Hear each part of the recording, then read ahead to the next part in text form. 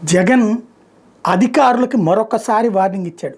వంశీని అరెస్ట్ చేయడంతో పాటుగా ఏదైతే పిడుగురాళ్ళ, తిరుపతి, తుని, పాలకొండ ఇట్లాంటి మున్సిపాలిటీలకు సంబంధించి బలవంతంగా వైఎస్ఆర్ కాంగ్రెస్ పార్టీ కార్పొరేటర్లు, కౌన్సిలర్లు ఇట్లాంటి వాళ్ళని హింసించి, వేధించి, వాళ్ళని బెదిరించి లాక్కెళ్తున్నారు. అదేమంటే మొన్న ఒక అధికారి నాది ఇంకా ఏడాదిన్నరే నన్ను ఎవడు ఏం పీకలేడు అంటున్నాడు. ఇళ్లల్లో ఉన్నా సరే పట్టుకొస్తాము, వాళ్ళకి కఠినంగా శిక్షించేలా చూస్తాము అంటూ ఒక మాస్ వార్నింగ్ ఇచ్చుకొచ్చారు. వైఎస్ఆర్ కాంగ్రెస్ పార్టీ వాళ్ళని వెంటాడే వాళ్ళని, వేధించే వాళ్ళని వదిలిపెట్టే ప్రసక్తే లేదు అంటూ తను ఇచ్చినటువంటి వార్నింగ్ ఒకసారి విందాం. రేపొద్దున మళ్ళీ మా అధికారం వస్తుంది. వచ్చినప్పుడు అన్యాయం చేసిన వీళ్ళందరినీ, అధికారులందరినీ, అన్యాయం చేసిన ఈ నాయకులందరినీ కూడా బట్టలు కూడా తీసి నిలబెడతామని చెప్పి కూడా ఈ సందర్భంగా తెలియజేస్తా ఉన్నాను.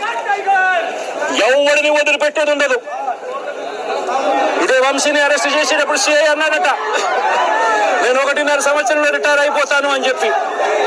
రిటైర్ అయిపోయినా కూడా, సప్త సముద్రాల అవతల ఉన్నా కూడా మొత్తం అందరినీ కూడా పిలిపిస్తామని చెప్పి కూడా ఈ సందర్భంగా చెప్తా ఉన్నా. చట్టం ముందు నిలబడేట్టుగా చేస్తాం, బట్టలు ఊడదీస్తాం, న్యాయం జరిగేట్టుగా చేస్తాం అని ప్రతి ఒక్కరికి కూడా తెలియజేస్తా ఉన్నాం.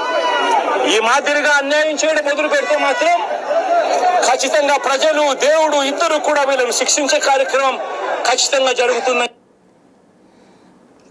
తెలుగుదేశం పార్టీ ఆఫీస్ అట కాల్చే కార్యక్రమం అట జరిగింది అని చెప్పి ఏకంగా చంద్రబాబు నాయుడు గారు అనే వ్యక్తి మరో ఫాల్స్ కేసు, మరో కట్టుకథ అన్నాడు. ఇంకొక దొంగ వాంగ్మూలాన్ని కూడా ఇచ్చేశారు ఇదే పెద్ద మనిషి చంద్రబాబు నాయుడు గారు. వాస్తవం ఏమిటంటే తెలుగుదేశం పార్టీ కాలబడింది లేదు. ఇది తాజాగా మాస్ వార్నింగ్ ఇచ్చుకొచ్చారు. ఏ అధికారినైనా వదిలిపెట్టే ప్రసక్తే లేదే.